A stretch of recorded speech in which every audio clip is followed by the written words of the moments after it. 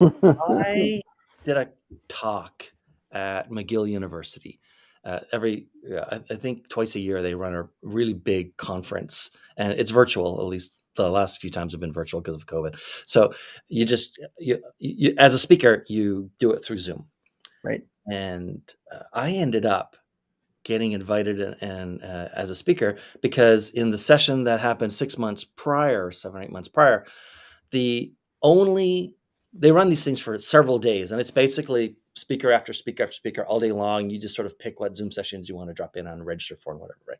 The Cool. only one of those sessions that filled the entire 400 seat capacity, seat as in like how many people can be on the Zoom session, right? The only one to fill all 400 seats was not one given by me, but Oh, I wrote the title for it. I wrote the headline. I know the person who gave it, and she said, like, I've got the content. I think that's good, but I don't have anything that's gonna like really induce people to get into there and register for it. And so I said, I'll tell you what, give me 5 minutes and I will write that for you. And I wrote it and gave it to her, and she used awesome. it, and she filled all 400 and was the only person in the entire like almost week long session that like packed the house just based on the headline, right? Gotta love it.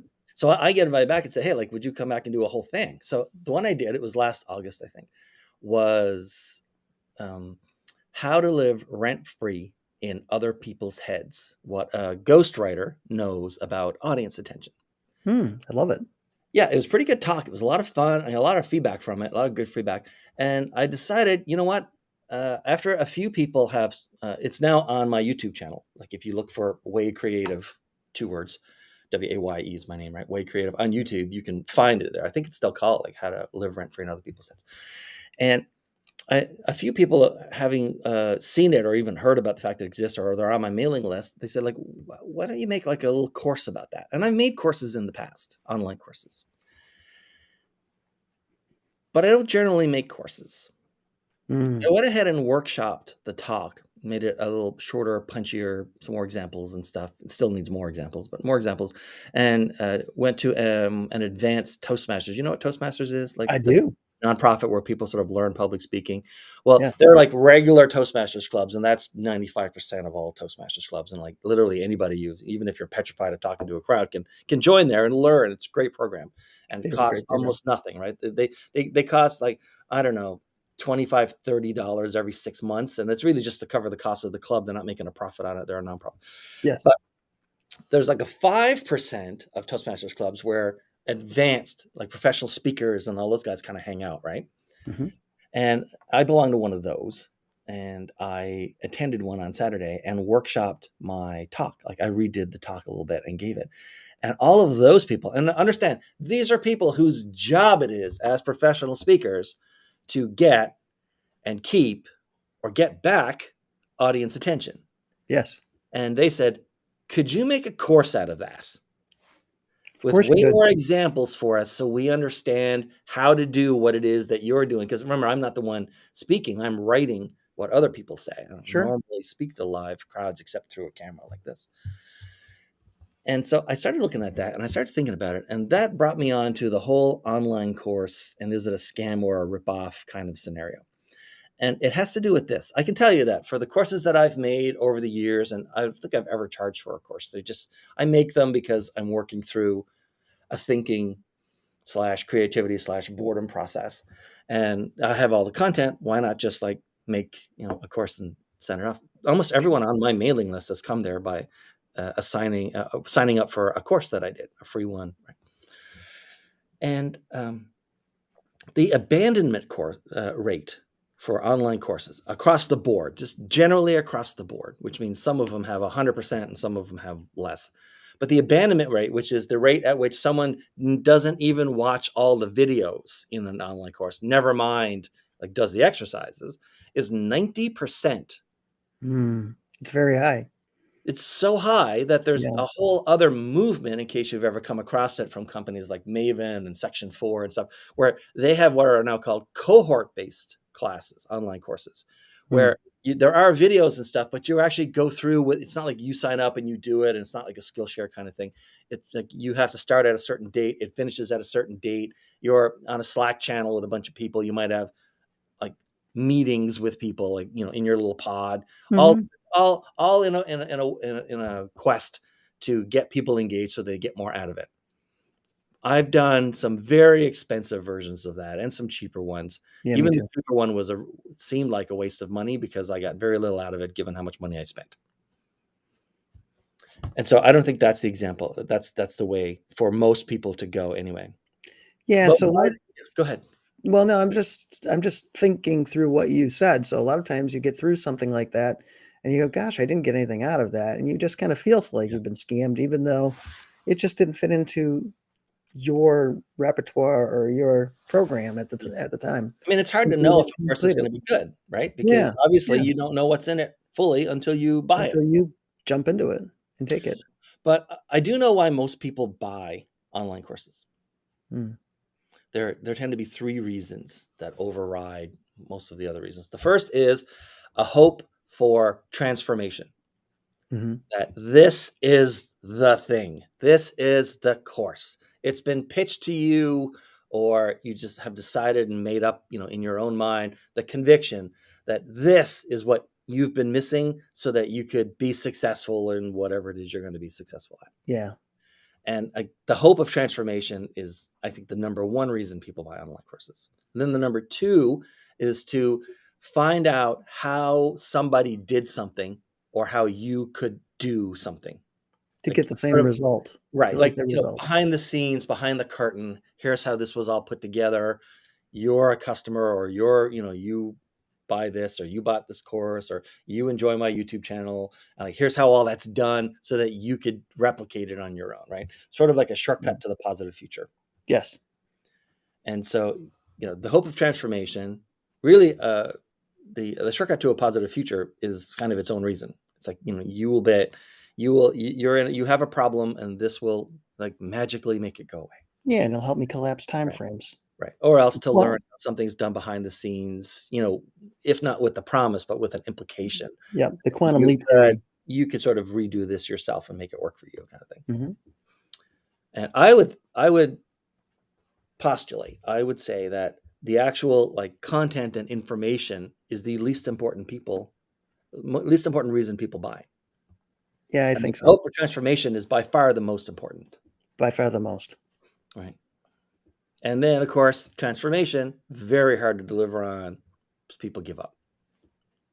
They do. They don't even watch all the videos, They don't follow through. right? But it's like, why do people abandon? And it turns out there are a few reasons around that as well. The one is like the number one reason is the author of the course did not deliver what was promised.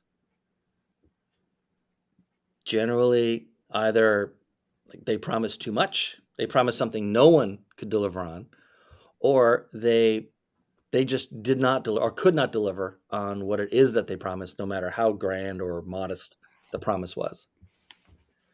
And the other is they didn't deliver or create a high quality course.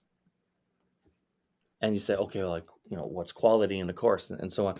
Uh, Basically, what I find, and these are the ones that generally I'm least ticked off by courses that I've paid for that are low quality because they tend to be low priced. Mm, So, if you spend $39 and then it's just like some guy rambling on in 8 videos, it's not even structured. There's no script. There's nothing on the screen. There's no pop-ups. There's no, I mean, it's just like, he just sort of like vomits it on you and you're done, right? Well, I mean, it's 29, 39, $19. What'd you expect, right? yeah, But they did the absolute minimum that they needed to do in order to get something published. And there's a whole ethos around that, right? It's like, don't wait till it's perfect. Get it out there, yeah. minimum viable product, and so on. That's not the same thing. These courses are sold as the finished product, Mhm. not as I'm in beta. Here's my first version of all these things that I'm like selling. And so I'm okay with beta. And if people like identify it as I'm still working at the kinks in this, it's still beta. I might not even keep all these videos. I might add some more, but here's my course. And once you're in, as I make adjustments and improvements, you're going to get them for free anyway. So let's get started. That's Yes. fine, right? It's better to have something and do something than have nothing and do nothing. Fine.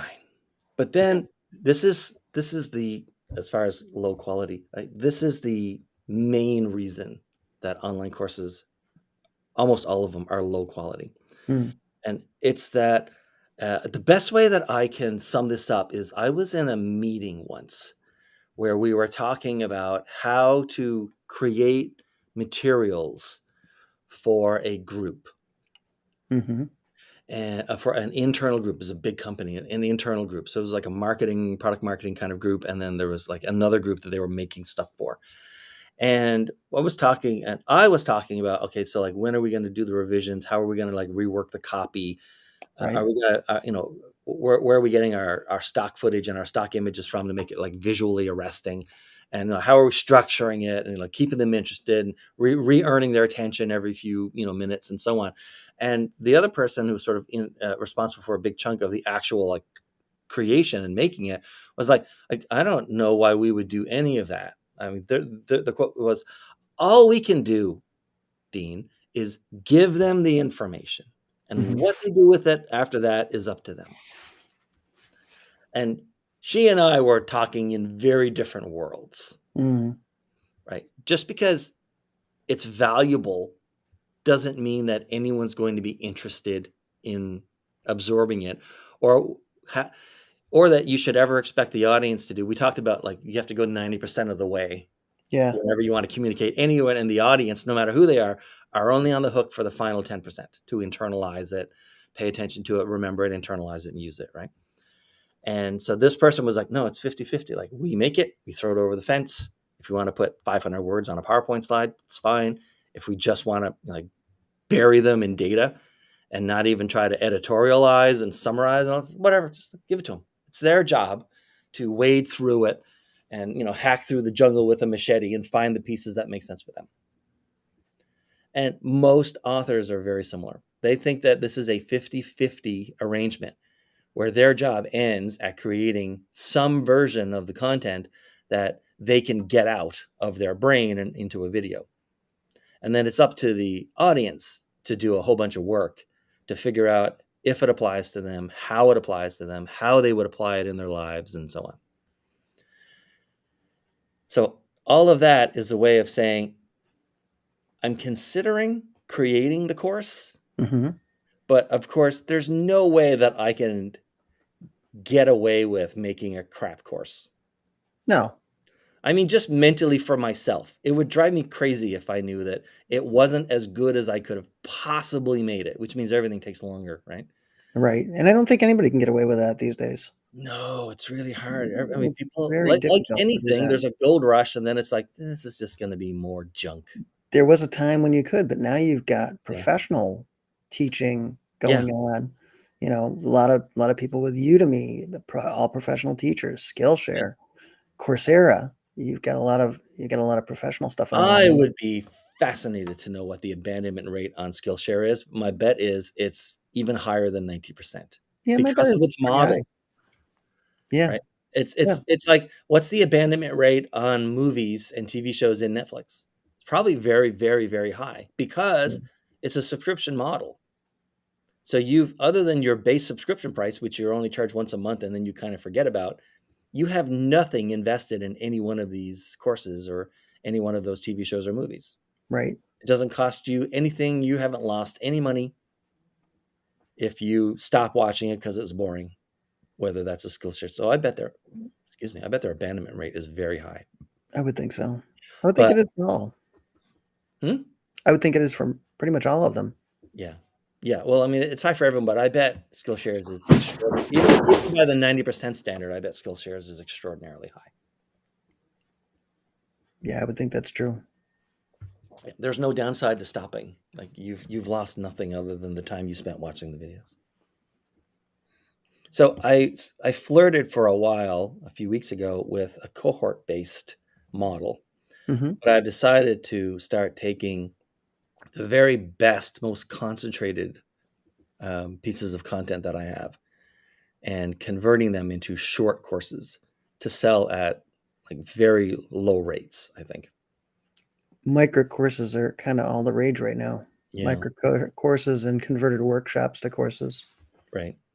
And anyone who's ever seen anything that I've done knows that uh, I pack a lot of content into. They're all Oh yeah, scripted, and so there's not even an or an ah unless it's there for a reason. And you pack as much as you can into every video. And then if people want to watch it over and over, that's fine. But if they want to go through once, they've got all the salient parts once. And I do not think it's the audience's job to do half or more of the work. The audience should have very little to do. Ultimately, online courses are a form of work-ish entertainment. Yes. And if you let go of that and you think, oh no, they're there to learn what I have, like my stuff is what I know is valuable, and they're going to, it's so valuable that it doesn't matter how good the delivery is, it's still worthwhile for them to pay X amount of money to get it. It's like, it's kind of not, bro. And you want to make sure you're You owe appealing them to all better. their, yeah. And you want to appeal to all their learning styles too, because most Yeah. people don't do that in a course. Yeah. Yeah. You owe the audience absolutely as much as you can possibly deliver to your audience. Every Every chance time. you can give them for success. Yes. Hmm. And then if you still have a high abandonment rate, you did your very, very, very best, and it just wasn't for them. Or there's a mismatch between your sales message and your delivery. Mm-hmm. But yeah, I think for the most part, I don't think online courses are necessarily a scam, but I think most of them are a ripoff. And the difference is a scam is someone intended to give you something inferior and take your money. A ripoff is you spent more than something was worth. Right. And what's a ripoff? A scam is a scam no matter who buys it. A ripoff might not be a ripoff for a second person, but it might be a ripoff for you. Mm. So it costs way more than you got out of it or could have gotten out of it. Whereas someone else, it might be exactly what they were looking for. They're like, that's the greatest course I ever took. Mm. I spent $49 on that and I've made $8,000 this year alone based on what I learned. Great, awesome. But for someone else, it was a ripoff. I do think there's a bit of a disconnect on what the true value of a course can be to Yeah, someone. Like in so many ways, they'll look at it and go, well, I don't know if that course is worth, say, $97 to me. But if you go on from that course and it helps you to make $9,700, was exactly. the $97 worth it? And many times unfortunately, we aren't thinking in that way. We aren't thinking like an entrepreneur when we purchase the course. Like, is that gonna, if I could make that much, would it really be the true value? Right. We think like a consumer. We think like a I consumer. paid $97. Do I feel like I got $97 worth of entertainment out of that Hmm. compared to how many months of Netflix I could get for $97? Or what a night at the movies would have cost me, or to have What, a little day trip with my family. when that might have been the $97 that pays you forever. Yeah. Yeah. So it's So always that side. scam, not necessarily. Rip off, often, but mostly because the Yeah. quality and the work into communicating everything properly and putting it into a package that is the best that that person could do, with the idea that their audience deserved the very, very best that they could do. That's usually what's happening. They're just not, they don't know how, or they don't bother to make something that's so good that it's not a ripoff. Yeah. I And have it's good. taken courses, by the way. I did that you ever heard of Masterclass? Yeah. Right? Like there's masterclass.com. Yes. Those courses are essentially useless. They really are entertainment. They're meant to be entertainment. You're not going to learn anything from those courses, at least not in my experience. But as far as entertainment goes, it's not bad, right? No. You want to see an extended interview with how Aaron Sorkin writes, or wrote The West Wing and stuff. Awesome. You want to see how Reba McEntire, got into and country music and write songs, or actually, I mean, I never took that course, but my dad did using my account. Loves it. He's a big Reba McEntire fan, so loves that. Good for him. The Jodie Foster one about movie making, the Martin Scorsese one about movie making. Those Yeah. they're entertainment, sort of behind the scenes. Those are literally behind the scenes. Here's how it happened for me, kind Yeah. of And places. I've looked at some of those, and there is certainly Yeah. value in that. But that's a company that understands, like, we're not in the online course learning business. We're not in learning and development. We're in entertainment. Yeah. And we're going to Big difference. wrap it in a package of entertainment with popular entertainers. Hmm. So that's on one end, and then you get what's the one with like the million Udacity, which is you have it's really a crapshoot what kind of quality you're going to get because it's all individual contributors. Mhm. And then a little bit up from Udacity, you get Skillshare. Udacity sells courses one by one. You don't like have a subscription, and then Skillshare puts you in a Netflix kind of model, Right. right? And then on it goes. There's many ways as you can slice and dice online learning, Coursera and all the other MOOCs and stuff. But generally, I've tried all the ones that I think of: Udemy, Udacity, Skillshare, Masterclass, individual ones, Coursera. There's Mhm. something else besides Coursera. And in There's in another one, I can't think of it. in most of them, it's the same problem. They almost, except for Masterclass, who like really know how to do great production value. But again, they're in the entertainment business, not in the learning business. Right. But except for Masterclass, none of them do a very good job on the production side. So the audio isn't great. The visuals are kind of blah. Yeah. They expect you to sort of meet them in the middle instead of treating you as the customer Mhm. who deserves to have most of the work done for them. They're like a restaurant where you have to like partially cook your own food and then clean up after yourself. It's a pretty good And if that's your model, analogy. you're doing Yeah. that at scale and say, hey, I see that Domino's Pizza is running ads now where if you come pick it up, because they have a shortage of drivers, if you come pick it up, we'll They'll like give you give three you bucks. $3, right? $3. That's totally fine as long as you're upfront and you say, like, here's what we're doing. Yeah. But so yeah, you come into the restaurant and you have to sort of like pick out and like your own food and all that stuff, and then we'll do like some flash cooking. You have to clean up after yourself and wash the dishes. It's not disposable; you have to wash the dishes, but then you can just go home, and we'll knock 35% off the bill. It might not be for me, but there are some Right. people who are going to love that. Philip Powell saying, "Boy, do I have opinions on this topic." I bet he does. Yeah, Let him go, Phil. yeah, You can always put them in the comments. yeah. We'd be happy to chat John about them John if you has want. taken it upon himself to answer all comments live. So That's there right. you go. If you like. But yeah, most of them are just the production quality is terrible, Yeah, production structure is quality. terrible. The Yep. person just assumes that they can do the minimum, record something quick on their phone and it's good enough. And I don't know, maybe even as near as 5 years ago, it was fine, but not anymore. No, not anymore. I do think there's a space where you're just getting something put together, but as long as you're promising to evolve it over time and Yeah. give them that Right. connection, but Or I mean, if it's just do something free, and leave it. Yeah, or if if it's it's free, free, then you don't totally need get to go you. to 90%. You can get as far as 70%. Right. It's still not 50-50. But if it's free, then 70-75% of the way instead of 90% of the way, it's fine. But if anyone's paying literally anything, even $1, then you owe that person 90%. So scam, probably not. Rip off for a lot of people, kind of yeah. Yeah, But it's the creator's yeah, that fault. can happen. It's not the audience's fault. All right, I think that's about it for me. How about you? You've bought a lot of courses. I bought a lot of courses. I've created quite a few You're courses. like you're constantly hopeful. Yeah. I Yeah, mean, I do pick up a lot of different things from different places. right. So I do invest a lot in my learning. I think everybody should. Yes, But you've got to be smart about doing that. You want to really look at the reviews of things. You want to look at who's created it. Testimonials help. All of those things are going to help you to buy a better course. So, right. And then I guess the last thing I would leave people with is something that you don't often see behind the scenes for courses is the power curve of pricing.